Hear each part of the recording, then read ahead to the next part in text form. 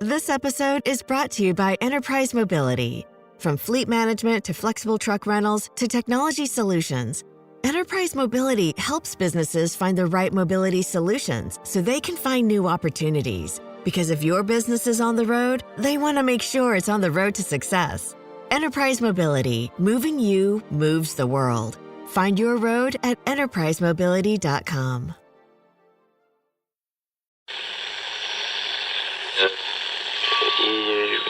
Ampire.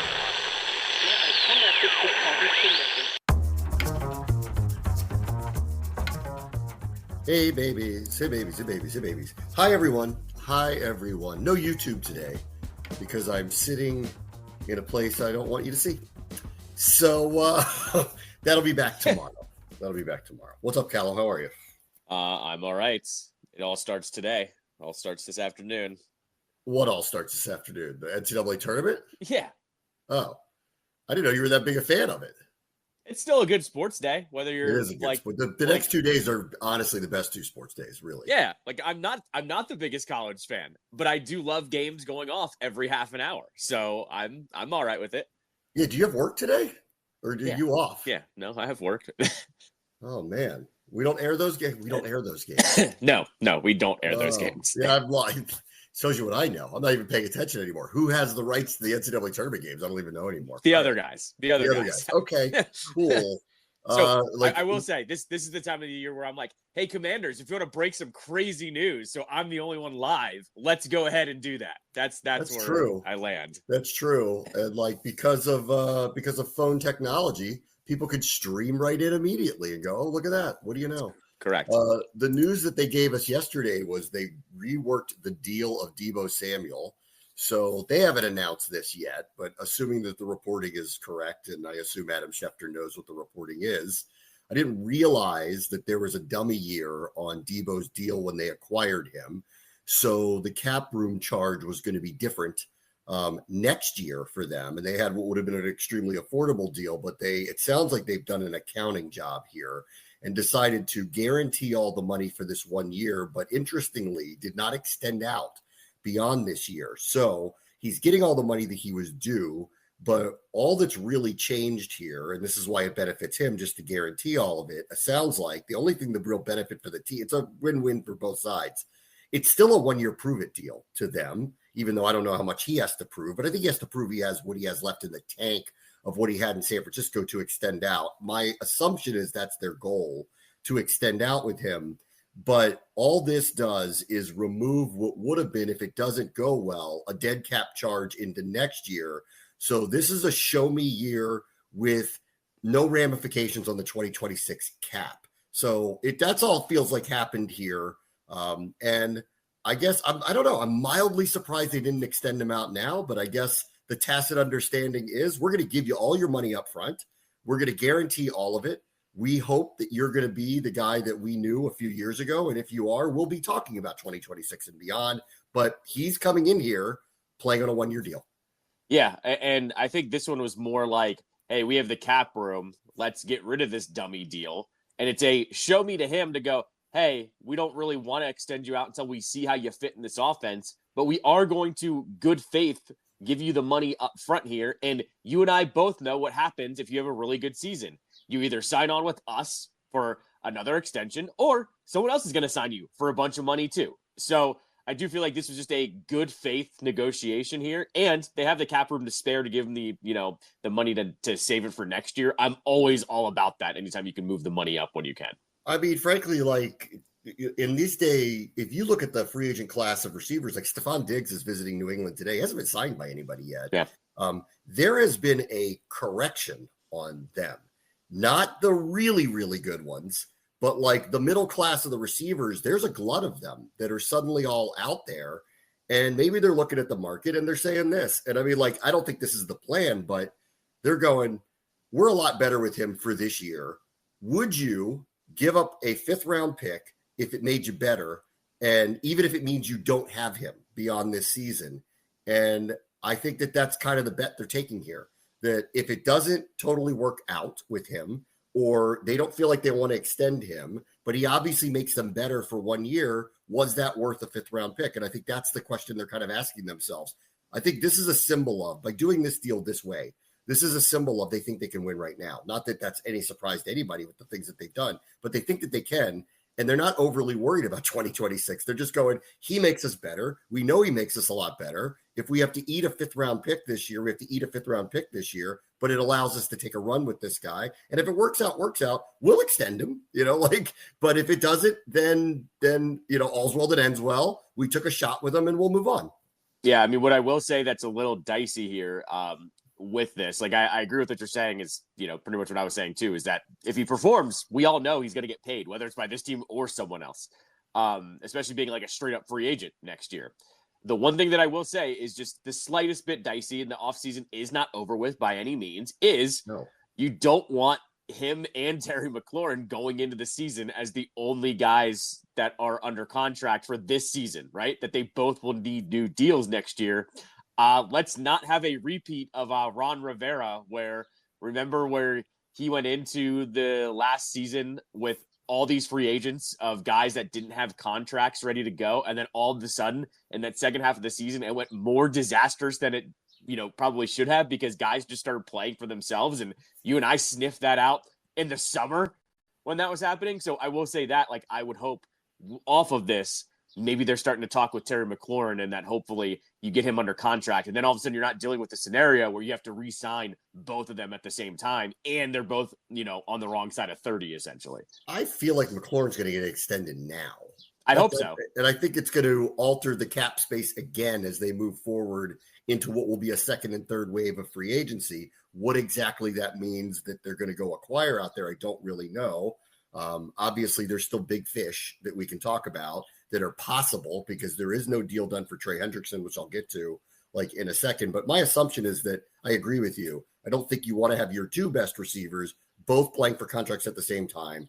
I think we can all agree off of what happened a year ago that McLaurin has so much left in the tank, so much will to try to win here, is such an ambassador for the team, that it makes sense to extend him out to whatever degree that is, 2-3 more years, get the cap room back now, extend him out now, give you some flexibility now, and you're not dealing with both of them. So I think that is I'm assuming that is going to happen. On the Hendrickson front, this was not a good move for, I'm going to say this for anybody trying to acquire Trey Hendrickson at this point. Danielle Hunter got a contract. It's just a 1-year extension, but it's 35 plus million for him. And I'm sitting here going, he falls into the IU category of, he's pretty good. Yeah. But is he that? And they think he's that on their defense. And they gave him this. And this is just another number that if you're Trey Hendrickson, you look at and you go, okay, you don't want to give me Myles Garrett's 40 million. I hear you. But I'm certainly going to get that 35 that Danielle Hunter just got. Yep. So I would describe this as, this complicates any move for anybody that actually wants to get Trey Hendrickson now. Yeah, because I originally thought, okay, Max Crosby is getting 33 mil. Okay, that's the line. He's going to get a little bit less than that.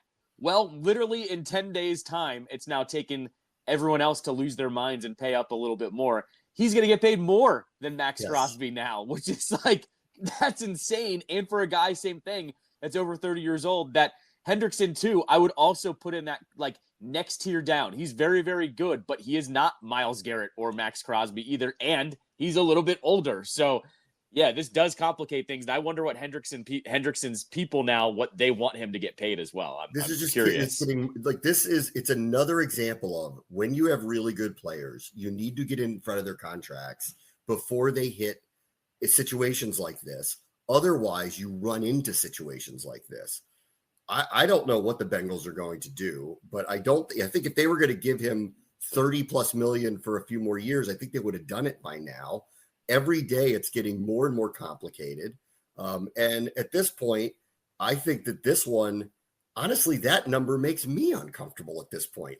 All of a sudden, if I were Adam Peters and company and I'm looking at this and the price tag for him just keeps going up and they're sitting there asking for some kind of compensation, which I think actually goes down. If you're going to be willing to actually give him a contract that's even remotely close to this now, then I think the compensation back to the Bengals, which they haven't been willing to accept, goes way down to basically get him off of their books. I think all this is happening the last week or two. Myles Garrett is one thing, and I think the market knows what that is. Crosby's another. Like, I think the market knows what that is. He's one of the 2 or 3 best at his position. This one's a killer. This is Christian Kirk of receivers that boomed the receiver market, because you look at this and you go, look, I understand he's really good. It's why people are interested in him. It's why he's asking for this kind of money. But there is a limit to where you will go. And when Houston does something like this, it screams, oh my God, do we have to go to this extent too? So that's why I just think that this is getting more and more and more complicated the longer that both sides wait out what they want to do here. I think the funnier part with Garrett too is everyone realized that the Garrett contract wasn't real either. That was Cleveland overpaying their superstar to make sure he stays home as well. Like, I think if Garrett had signed on for $35 million, everyone would have went, okay, he's still the highest paid, edge rusher. Instead, they went above and beyond because this is a guy that wanted to leave, right? So that's the other part about this. That wasn't supposed to reset the market. Everyone kind of understood that was just a ridiculous contract because Garrett was the one that said, it wasn't about money. And then it was about money. The fact that Danielle Hunter now is making more than Crosby and is in between there, it's thrown everything off now. And with Hendrickson's people are going to demand that at this point. How could they not demand it at this point? They should demand it at that point. And they'll see, the market will dictate what they end up getting. And currently, he's not a free agent. He's under contract with the Bengals. He just wants to make more money. So they can hold his feet to the fire and just tell him, we'll give you a modest raise to try to make you happy, but we can't get a deal done and we don't want to trade you, and we'll play the thing out and then watch they'll franchise him next year if they really have to. And he knows that. So he's trying to get ahead of all of this now. And considering what the market is doing, he wants to get paid. I don't blame him. I just saw that one and I went, oh my God, that just made matters worse. Like, the Garrett thing is one thing. The Crosby thing is another thing. This is not right. And this is off, and they're overpaying this player.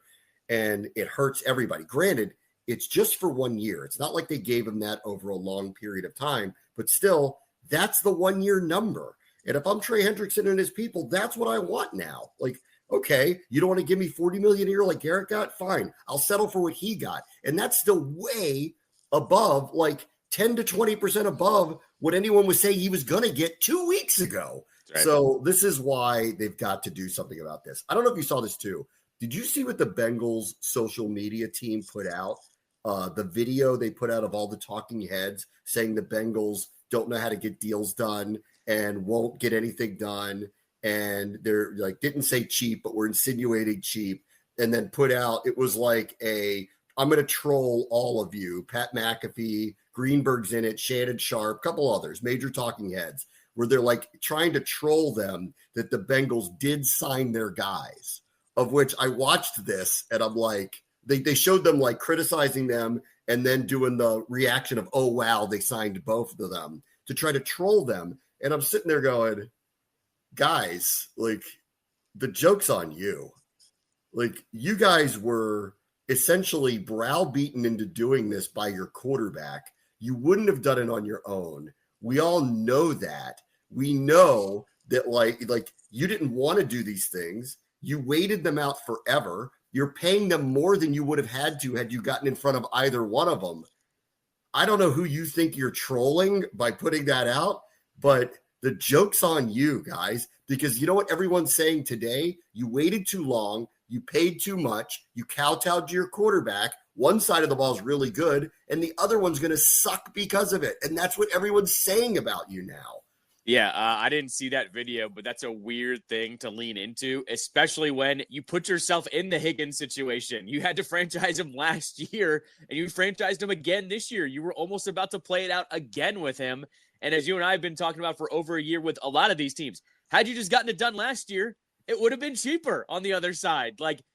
That's a self dunk as far as I'm concerned. You still messed it up. You might have signed both of your guys, but you still messed it up. Higgins would have been cheaper had you just paid him last year. Chase would have been cheaper if you would have just paid him last year. He was holding out all summer. This is still on you guys, and there's still another superstar hanging in the balance. I shouldn't say superstar, but another star in the balance with Hendrickson. So your reputation is still out there that you don't pay all of your guys. No, here's the reality. Jamar Chase last year was 24 years old. If you had given him the extension he wanted last year, he would have made between 30 and 35 million a year. And but you didn't do that, and you waited, and now he's 25, still very young and in the prime of his career, and you're paying him over 40 million a year. Right. Who told you to put that out? Is it the dum-dum in the social media department that thought that was a good idea? Who cleared that? Or is it what I think it is? The management told the social media team to put out something that dunks on all the talking heads that say the Bengals don't pay people, right, of which you are tone deaf. If you told them to do something like that and you think we don't know what happened here, you think we're stupider than we are. And it is, you just posterized yourself. Like, everyone criticized you, rightly so, for not getting ahead of contracts that were obvious you need to get ahead of. So much so that your quarterback had to do a media tour to make you look bad.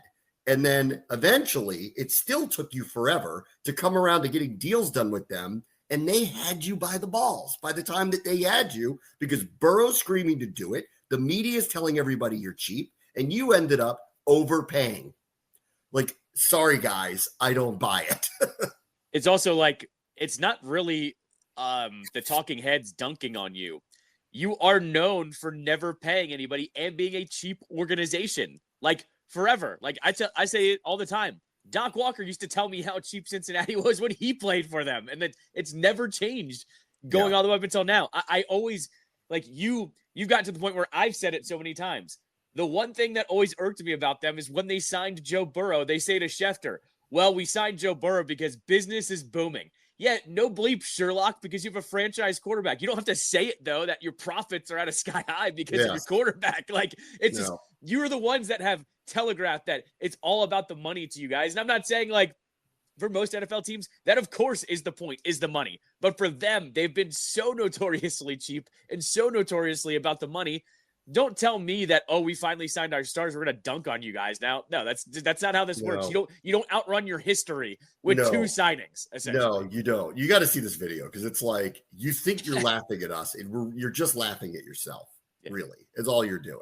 And like, we all reacted like, wow, look at how much they paid to both of those players after they were screamed at by their quarterback, who was basically insinuating, if you don't do this, I will want to leave. Don't forget either. Remember, they did a pre-warning to the signing on Friday, where both Rossini and Schefter came out and said, oh, the Bengals are close to getting deals done with both Higgins and Chase. And I went, why are the Bengals leaking that? Like, why are they even putting that out there? And then it didn't happen until Sunday. And I'm not saying it's whatever. It's 2 days. Who cares? But I was like, why are the Bengals so concerned about putting that news out there? Because there's only one side that's putting out, oh, we're close to deals with both of them. That's the Bengals. Like, it's not their agents or the players themselves. So same thing. They are concerned about their optics right now as a franchise. Absolutely. All right. The other couple things that are going on, one I'll get to before we get to the break, is this. The Packers have actually submitted a rule request to essentially ban the Tush Push. It is directed at the Eagles, but it would be directed at everybody. My position on this has been, they're really good at this. So what? Like, you don't change a rule because someone happens to be good at it. It's not illegal for every other team to do this. No one else seems to be as effective at it or knows how to do it that well. And so, you know what? Welcome to professional sports. They're good at something. You don't ban something because someone's good at it. So there is some shrinking violet part of this. However, there is another part, and they emphasize in their filing to get the rule change, they just wanted to go back to what the rule was, which was, I don't know when this stopped being enforced, but you're not allowed to line up, at least you used to not be allowed to line up people behind the line of scrimmage and push somebody forward. It doesn't matter what alignment you're doing it in, or if it's an obvious set play where you see that this is going to happen. You can do this down the field. This would not change the fact, like, you've seen a running back or a receiver gets down the field, they get stood up, you see the offensive lineman charge forward and push them forward and maybe cross a goal line. That would still be legal within the field of play, that it's not coordinated or set up as a play. What they're trying to remove is the coordinated, we come out of the huddle, play set up with two people's jobs, Saquon Barkley, A.J. Brown, whoever, to get behind Jalen Hurts and push him. They're not saying that whatever they're doing on the offensive line is illegal, although I would like to ask Dan Quinn and company about that, because some of their complaints have been, if you really look at the alignment of this, that actually, and that's not the play itself, it's that shouldn't be allowed to be aligned this way. And it was one of the complaints when Luvu was doing the jumping thing in the playoffs. They were trying to get across that they never thought that the Eagles were aligned properly because the tackles were too offset and should have been penalized for that. But that's a different thing than what the Packers are doing here. They're just trying to get the rule to revert back to, you just can't coordinate push people across a line. You can do a quarterback sneak. You just can't do it this way. I could go either way on this. Like, I will go back to, you can't stop it. You don't change the rules because you can't stop it. Learn how to stop it. Or, well, if the rules are being manipulated in some way that they aren't supposed to be manipulated, then maybe the rules should be revisited. And why was it allowed to go on for a few years like this? So I have a feeling that the tush push is going to go away, but the NFL is going to find a way to couch it to not make it sound like they're punishing the Eagles. That's what I think is going to happen. Yeah, my instant reaction to this was, oh, we're going to get one of these scenarios where the league is going to tell the Eagles or whoever else wants to run this, hey, we're going to enforce this rule again. So you better make sure your offensive line splits are fine. You better hope that no one, pushes, because I don't think you're allowed to push the quarterback, right? Like, is that not in a coordinated effort? You're not supposed to be able to do that. That's I think the part of this where Green Bay is saying, and I think they're right. That's what the rule was. Yeah. I don't understand why that part of the rule is not being enforced. Exactly. So that's what I'm thinking here too, is that they're going, we just want you to call the rules, because if they can bend those two rules, well, what else can all these other teams start bending rules on something else too? Because you just decide you don't want to call it anymore. I'll hear them out on that. I'm with you and with everyone else of just stop it and we don't have to worry about this. But at the same time, they are breaking the rules. And the biggest argument I saw against the tush push, and I saw this like during the Super Bowl week when everybody was talking about it, or maybe the week after, was football is football. It's not rugby. That essentially that's a rugby move, that you have a guy with the ball, you make a pile, and you start pushing the pile, and the ball is advanced. And that was actually, to me, like the best argument of that's not football, that's rugby, essentially. Like, that is not the same sport. And I mean, I like I said, it's so they learned how to do leverage. Like, I don't. But in a sport, though, that the offense is so much more advantaged than the defense. Like, imagine if the defense decided we're going to put the middle linebacker right there at the defensive line, and we're going to have the safeties push him, right? Like, then the offense is just going to counter and run a play. Like, there's no way that the defense can actually, like, with the way that the rules are right now, there's not a good counterpoint, is what I'm getting at. What I will say is this, though. Not every other team can run it. Only the Eagles have been able to run this thing successfully. The thing. So you're not, no one else is prohibited from doing this. Yeah. Which is the part of it. Like, this goes back to like when golf, when Tiger Woods was dominating, and they made up these rules to try to limit his dominance. They used to call it like the Tiger Woods rules, or they had the Jordan rules for a while in basketball, because he was just so good at something that they figured they had to change the rules because no one else could stop it. I don't believe in that. Like, I believe there's nothing prohibiting the Commanders from learning these techniques, bringing in a rugby coach from Scotland, teaching them how to do this with their offensive line, and having the Jason Kelsey, I hate my life yells every time he has to do it, because I can't imagine that it's fun to do, but they got good at it. They learned, they advanced football by going back in time and taking a lesson from rugby, which has been played far longer than football has, and teaching a technique that gained leverage. That's it. Nothing that the offensive line was doing, unless they're aligning improperly, was illegal by the rules. They are allowed to do this. It's the push part of it. So I think what's going to end up coming out of it is they're going to tell them, well, one, you got to align properly. And I think the Commanders and others believe that they haven't been doing that for a long time, that something's gotten away from that. Honestly, the Eagles have been skirting offensive line rules forever. When they were complaining after the first game against Washington, or the second game against Washington this year, that Washington won. Remember, they were yelling about false starts by our tackles. And I kept going, you guys invented this step back thing at the snap thing that looks like a false start to me every single time. So I'll give them credit. They've been ahead of the curve with the offensive line, not just in talent, but work in the game, like finding the little things. They are the Draymond Green of NFL offensive line. They have worked the game for a long time. And in this case, no one else can seemingly do what they're doing, but nothing's stopping them from doing the things. And I thought it was interesting this year, Washington and others have started doing this. Lane Johnson looks like he is false starting every other play on pass blocking plays. Jordan Mailata too. They take this big wide step back that always feels like it's jumping the snap, but they never called a false start. And I remember I talked to Ron Rivera about this, and I'm like, that looks like a false start. And he says, it happens so to the nanosecond of the ball being snapped, the referees aren't comfortable calling it, right? So here's another one that they've just gamed up. They figured out a way to do something with leverage that is to their benefit. I don't think they should be punished for figuring this stuff out, because as you've seen around the league, and we did it too, we figured out how to time up our snaps a little bit against them. And they were, if I thought, like impossibly complaining about it after they lost the game to us. False starts was part of it. And I'm like, you guys invented that. I don't even know what you're talking about. We figured out how to do it. In this case, I think the only real answer is, and it can't be, you can't use this type of leverage technique, but what you cannot do any longer is push the quarterback over the line in a coordinated effort. If he's running, like, he does sometimes down the field, and you happen to push him forward, that's still going to be legal, but you can't come out of the huddle and do this. So I think they're going to say quarterback sneaks are fine. Using the leverage techniques that your line uses is fine. It'll probably give you a crease, but what you cannot do is have Saquon Barkley behind him pushing him. That's what I think they're going to say.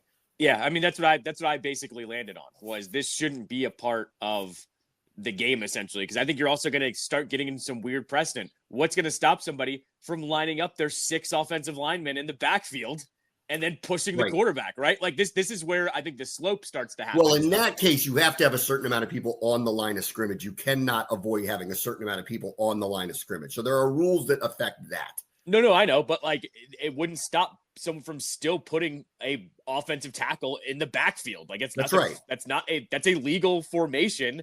And if they are pushing the quarterback all of a sudden because the team doesn't think they can get it done, that starts getting weird. Like now that you mention it, it's funny they haven't done that. So that's what I'm saying. Like maybe that's on the tush push play, they bring in a tackle eligible and stick them in the backfield. That's what I'm saying. So maybe that's the Packers going, if you don't, ban this, we're going to start putting an offensive tackle. And then all of a sudden you're going to get some weird situations where quarterbacks don't want to be pushed by an offensive tackle into the defensive line. Then it becomes a safety issue too. That's the thing they're always fighting on, is a safety issue. That play is not a very safe play in general. Yeah. And I think that's another thing I think they want to try to deal with it a little bit differently. All right, let me take a quick break. Very much the show is ESPN 630. This Sports Cap.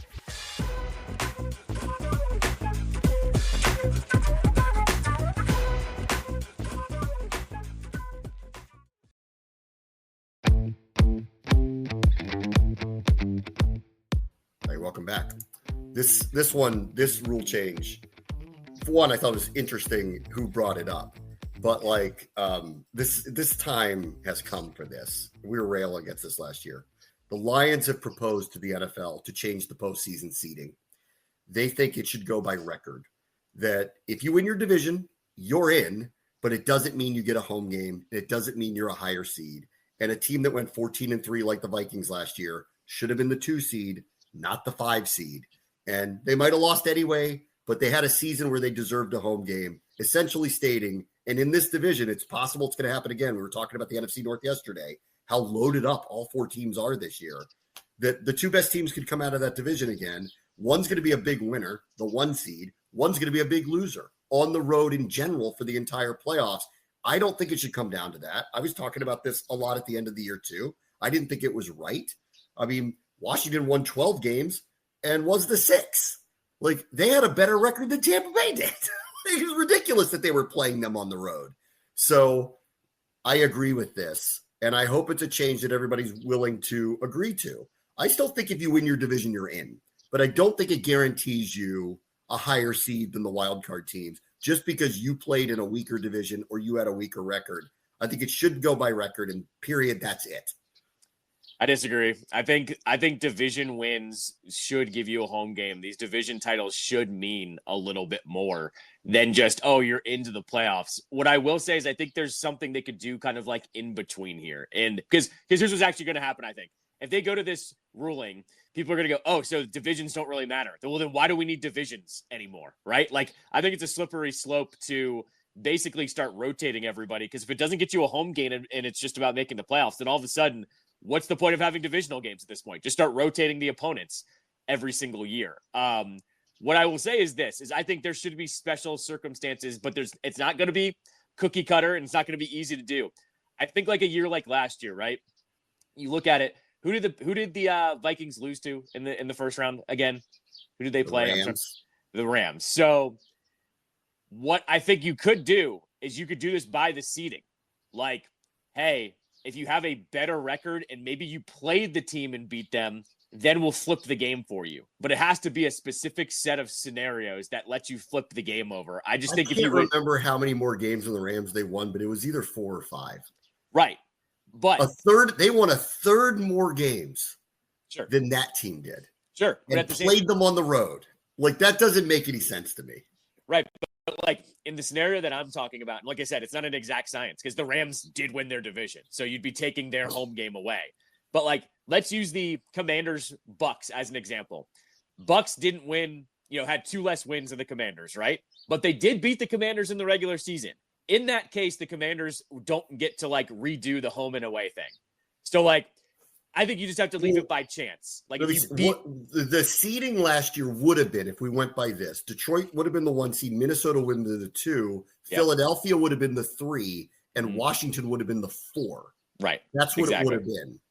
The 5 then would have been, I think, the Rams. Rams or the Packers. The Buccaneers would have been the Buccaneers. Buccaneers would have been the last team because the Packers won 11 games. So, well, no, the 7 seed ended up being Green Bay, who went to Philadelphia. They still would have been would they have been the 7? They won like 11 games. Yeah, they won 11. So they would have been. They would have been jumped ahead of division winners too. Right. So listen, I will say this, and just keep this part in mind. Considering who's in our division right now, you might want to be an advocate for this because you're advocating against Washington getting home games in the playoffs. Sure. Like you are, like, because that's the reality. Like, they could win 12 games again and not get any home games again. That's right. The distinct reality of this. No, I get it. I think the NFL needs a little more drama in the postseason. Like, it becomes a special scenario. Like, like I said, I'll use the Buccaneers example. Like, the Bucks and the Rams, or the Bucks and the Commanders, they played each other in the regular season. The Commanders had a better record and they beat Tampa. They get to flip the home game. I think if it gets that's if they were seeded as normal that way. They're asking for the seeding to just be out the window. So, and then like it would, I don't know. It feels like it would be unfair that way too. You're like, well, what if you didn't play them? Well, yeah. What if you didn't play them? Then it doesn't matter. That's what I'm saying. It has to be a specific scenario where like you can clear cut flip the game over. That's what I think. I am on the Lions side here. I was advocating. I've been saying this for years. Like, so every year there's a division with a weak division. Every year there is some Houston's in it, like where none of the other teams are really overly competitive, and they kind of streak to this division. And now they're going to get a home game no matter what. It doesn't force them to actually play to their best to get to their best record. So this goes both ways. If you are a team in it, like Washington won a division at 7-9 and got a home playoff game out of it against the eventual Super Bowl champions because their division sucked that year. That's why they got in. Did they deserve a home game? I don't think so. And I don't think anybody would argue that an under 500 team should have an advantage over a team that won 10 plus games. Like, I don't see how anyone could argue that. And that's why I don't think that you could make exceptions for any of it. I agree with the Lions here, and I felt this way all along.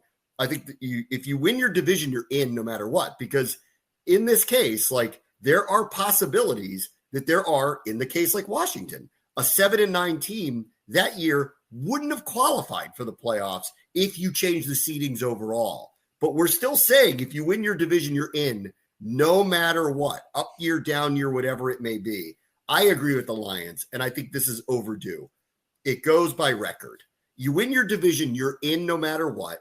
If you happen to be in a really hard division and you don't qualify for the playoffs, or teams with lesser records make it over you, so be it. There has to be a reason to win the division. I agree with you. There has to be. Otherwise, you might as well just have a table like the English Premier League. There has to be a reason to win the division. I agree with all of that. But in the end, I think it should be seeded by record for the division winners and the wild card teams, period. And I think because what happened to Minnesota last year was truly unfair. You can't go 14-3, play a week 18 game, lose it, and then play on the road for the playoffs. Like that's absurd. Like that's just not right. I do think the one weirder thing, though, is like, how can you define what a bad or a good division is at this point? Like, sometimes we do have years where it's 11, 10, and 9 wins for the top 3 teams in the division, and they were all really good, but they beat each other up too. Like, that's the other side, though, where I look at it and I go, if you did win 10 or 11 games, but you would, be a wild card in that scenario, I don't think that's fair either. So, like, I just think it's a little bit more complicated. I mean, I'm with you. Like, there should be on these special scenarios where, you win 14 games. I get it. Like, you should have probably had a home game. I just think it's a slippery slope of diminishing the divisions is all. I agree. I feel like the only way to move forward is you have to qualify if you win your division, but that doesn't mean you get a home game, because there will be times, and it happened with the Commanders a few years ago. The last time they had made the playoffs before this last year, 7-9, they wouldn't have qualified for the playoffs, but they got in. I don't think they deserved a home game for going 7-9, but they won their division. The division happened to have the records that it did, so they get to get in. And you can complain about that all you want, but they won their division. That's fair is fair to everybody.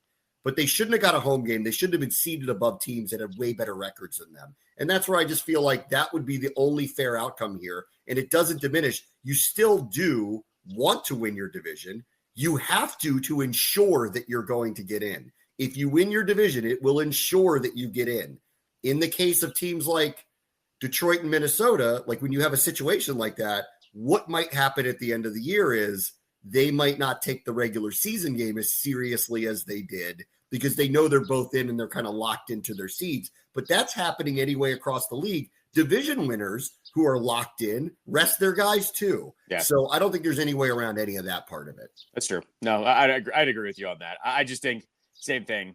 You're opening up a can of worms here that you're gonna have to make more than one rule is what I'm getting at here. Because I think people are gonna pipe up no matter what happens if you end up making, changing that rule up too. I firmly believe you get to qualify if you win your division. Otherwise, you minimize division games. And the last thing I'd ever want to do is minimize Washington, Dallas, Washington, New York, Washington, Philly games, or Chicago, Green Bay, or Cleveland, Pittsburgh. You do not want to diminish those. Those need to remain relevant. The only way that could be true is if you win your division, you're in no matter what. Yeah. So I agree with that part of it, that I think they need to keep that. But I also agree with the Lions. And I thought that was pretty ironic that they said that, because they're the ones that knocked the team into the 5 seed instead of having what should have been the 2 seed. And they're almost throwing them a bone going, we actually agree that wasn't right. And I think part of it is they're probably looking at this year going, that might be us. Yeah, so that's what I thought was actually funny about the whole thing. Like, rule agree or disagree on the side. I thought, this is the Lions preparing for what this division's about to look like. Like, that's right.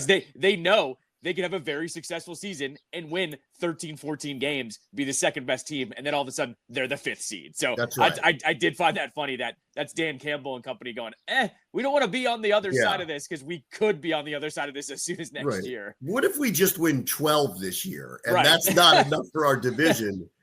We don't want whoever sneaks by in the NFC West to get a better seed than us. And I totally agree with that.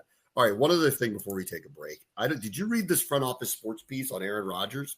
Yep. Mike McCarthy, who covers all the media stuff for them, wrote a piece basically saying Aaron Rodgers, who now is running out of options, I think he could play in the NFL. It sounds like Pittsburgh or New York would sign him tomorrow if he would just be willing to commit to them, which I guess he hasn't done yet. There's a lot of pieces about when does Pittsburgh, and I think Pittsburgh ought to walk away and go, I'm with Cam Hayward on this. Do you want to be a Steeler or not? Right. Like, I'm done asking you, and we want you here now. And if you don't want to be here now, then you're not really in it. We're going to get somebody else. Clearly, he's waiting for something else. We're all guessing it was Minnesota, but he hasn't said anything publicly about it. Anyway, if he were to retire, to say that he's not good TV would be a lie. He is. He's not the type of TV that I think would make the NFL particularly comfortable. So they wrote a piece saying, because he is good on television, he's very eloquent. He certainly has a lot of thoughts about a lot of things. I think we'd run into remember they were complaining about Tony Romo not working hard enough to stay up on everything, and there was a lot of complaints about him. I think knowing that he has other interests, to put it lightly, I think it might be a problem if he were to work with Kevin Burkhardt or whoever, I think that would be a problem. But could he be in the studio as an analyst? No doubt about it. But after his performances on McAfee, etc., and his willingness to espouse all sorts of things that have nothing to do with football, I could see where the media companies are concerned about getting into bed with him and doing business with him. And the article that was in Front Office Sports essentially reiterated there's not a lot of interest. And all of them said, all the unnamed sources said, oh, we talked to him and we would interview him, but he's toxic was the word that they used, because we don't think he can be controlled. And, that's probably the wrong word to use here, but it matters. You need to trust that he's not going to get you in trouble. And I think that's the problem with him. Yeah, I think he's just too much of an X factor. And I'll go with that same kind of line about Romo, about studying and stuff.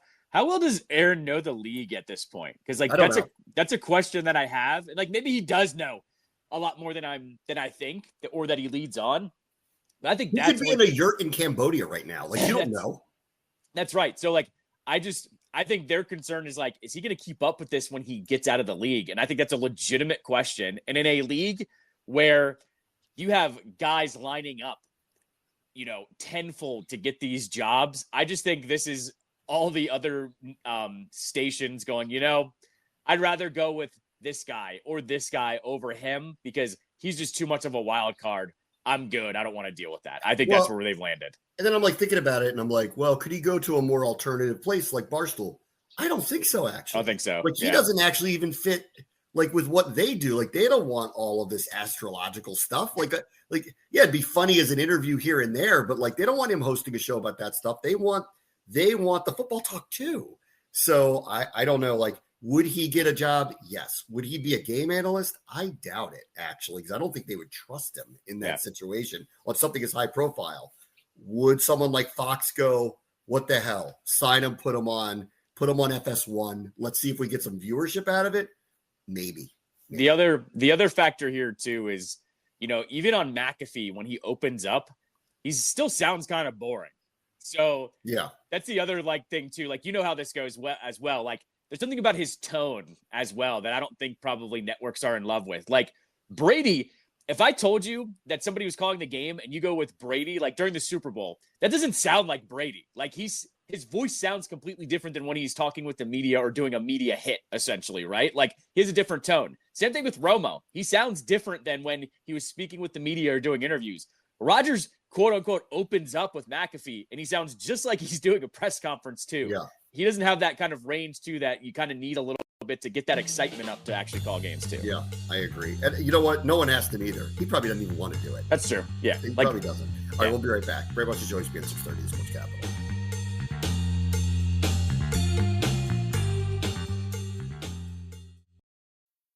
Your data is like gold to hackers. They're selling your passwords, bank details, and private messages. McAfee helps stop them. Secure VPN keeps your online activity private. AI-powered text scam detector spots phishing attempts instantly. And with award-winning antivirus, you get top-tier hacker protection.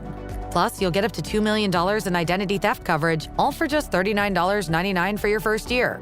Visit McAfee.com. Cancel anytime. Terms apply. This episode is brought to you by Shopify. Upgrade your business with Shopify, home of the #1 checkout on the planet. Shop Pay boosts conversions up to 50%, meaning fewer carts going abandoned and more sales going cha-ching. So if you're into growing your business, get a commerce platform that's ready to sell wherever your customers are. Visit Shopify.com to upgrade your selling today. All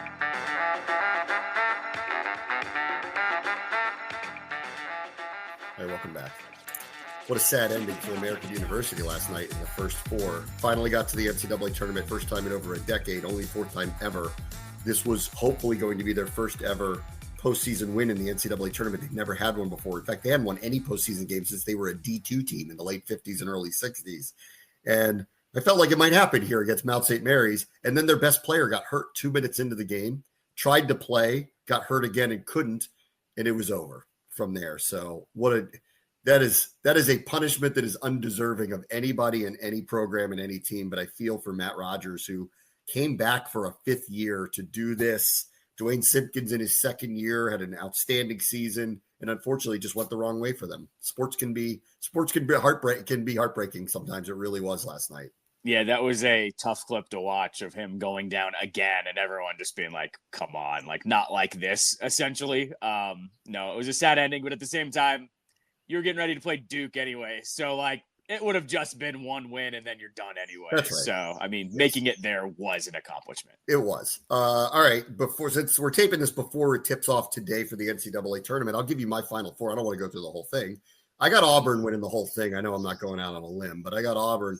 After Bruce Pearl said on TV the other day that his guards aren't, I can't even I don't even want to use the word, but I don't know if you saw that where he said, my guards aren't the P word. I was like, that's amazing. That's really, so now I'm like, now that he said that out loud, I'm with you, Bruce. I got you. And I'm not going out on a limb. They've been number 1 for a while. I'll take them to win it. My Final Four is them, Duke, Alabama, Iowa State. That's my Final Four. I set my bracket and forgot it on Sunday. I have Florida winning the whole thing. I don't remember any of my other picks because I pick it and then I don't look at it until today. So, but I do know I have Florida winning. I got a feeling Cooper Flagg is not going to play this weekend, but I bet he's back the following week. Yeah. That's what I think is going to happen. We'll see. Yeah. And it's a risk. And Alabama scores a ton of points. So I know this is a lot of SEC, but I think it's warranted this year. So I think that's what we're going to see. All right, real quick. Caps do play the Flyers tonight. I know everybody will be watching basketball, but I don't know about another layup, but it feels like it should be another layup for them at home tonight. No, it absolutely is. This should be a game the Caps win. I would say Ovechkin has got to score here if we're going to get back on track with the record. This is a team that is bad. You should score a bunch of goals on. Number 8 has to get one here or else. What does he need? 8 and 14, right? 14 games, 8 goals is what he needs. 8 and 14. And there's some bad opponents left. Like I have to keep saying that because a lot of people are calling this already, but they play some bad teams here. So he has to score tonight, though, I think, to get back on track. Then we would be calling 7 games in 13. And we're basically saying he's got to score one every other, moving on here. But like I said, there are bad teams left. Like they get Columbus 2 times in the last 4 or 5 games of the year. They get the Islanders a couple of times. The setup is there, but he's got to score against teams like this, like Philadelphia. When did he have the hat trick? Was that Pittsburgh? That was what, a few weeks ago? Was that before the Four Nations thing? That was after. First game back, or no. It was against the Oilers. It was the first game. They scored a ton against Pittsburgh. He didn't score the next day at a hat trick, right? Exactly. So he's always capable of one of those, and then it's right back on track. The one I keep circling is they play Minnesota. He loves playing Minnesota, and he's had a hat trick in Minnesota. Like that's one where I'm going, you're probably going to get him to score 1 or 2, but he's got to get on track against these bad teams if he wants to score a little bit. All right. I'll talk to y'all tomorrow. Ray Watch the Show is at 6:30 this week.